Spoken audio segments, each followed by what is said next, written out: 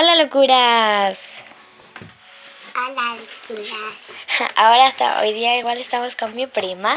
Entonces vamos a hacer slime, que me han dejado en los comentarios, que se hace con silicona, agua con boras media tibia y un pote.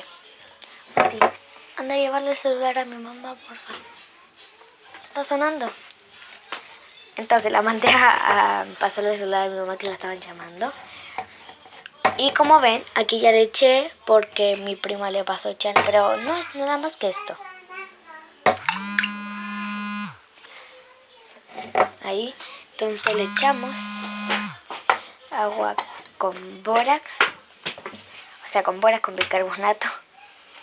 Perdón si al principio dije con bórax, que me pegué con la palabra bórax. Y por ahora sí va funcionando, A ver, permiso. Sujeta el pote, por favor, que se vea.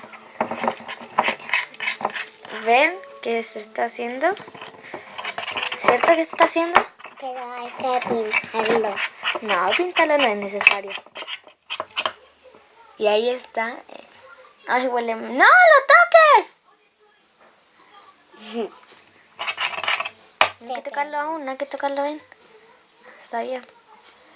Perdón si mandé medio grito, así que si están de los audífonos, sáquenselo porque capaz que grité muy fuerte. Y ahí vemos. Les voy a dejar la segunda parte de este slime porque ya se me está cortando, porque esta grabación tiene tiempo. Se me está cortando ya. Quedan como un minuto de grabación. No alcanzo un minuto, dejarlo ahí. Entonces vamos a seguir revolviendo. Y la segunda parte que se los voy a dejar, le voy a decir, slime de silicona parte 2. Y vayan a verla, porque ahora los voy a grabar. Bye, locuras, esperen la segunda parte. Bye, locuras.